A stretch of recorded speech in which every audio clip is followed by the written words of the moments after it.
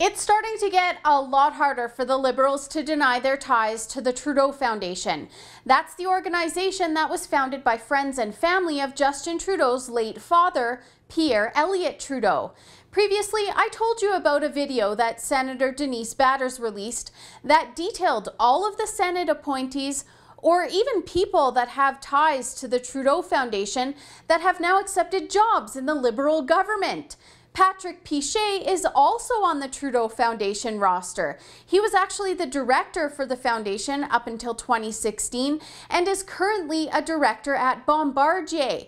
If you'll remember, the Liberals bailed that company out using millions of dollars in taxpayer money, along with the province of Quebec, who own almost half of the C-Series from that company. So of course they do favors for their buddies. The cronyism just goes on, and it doesn't end at those corporate ties. Trudeau himself attended a foundation cash for access fundraiser with Chinese billionaires that got him into some hot water with the ethics commissioner, and here's the latest. The Trudeau Foundation paid for Liberal MP Arif Virani to travel to one of their conferences in London to speak. The tab was close to $3,000 and is raising questions of conflicts of interest once again. Seriously, how many more of these scandals are the Trudeau government going to get themselves wrapped up into? Well, I wanted to know what both the Trudeau Foundation and the Prime Minister's offices had to say about this. And of course, I got canned responses from each. Interestingly, they both responded within 20 minutes of one another with a similar approach. Gwenola Appert gave me the same old about the foundation being nonpartisan and tells me that Virani was secretary to the Minister of Refugees, Immigration and Citizenship at the time, and that the expenses were covered in compliance with policy. She also says that other politicians like Michael Chong have spoken at their events. By the way, can this guy get any more liberal? He can take that leap and cross the floor anytime now, but I digress. Appert also stated that the foundation hasn't accepted government money since Justin Trudeau became leader. But that hasn't always been the case. In 2002, the Chrétien Liberals gave the foundation $125 million, so they're no strangers to accepting taxpayer dollars.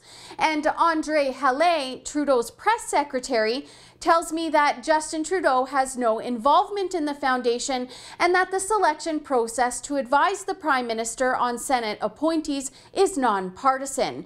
No explanation when I asked about conflict of interest issues or as to whether the Liberals have donated any money to the foundation. So what are they hiding? And nice try, but none of this explains the positioning of foundation associates like Anne McClellan on the Marijuana Task Force and Pierre Pettigrew as a Canadian-European Comprehensive Economic Trade Agreement envoy. It also doesn't explain the actual appointment of 3 foundation associates to the actual Senate advisory panel. How long does the Liberal government think that they can get away with these obvious conflicts of interest for?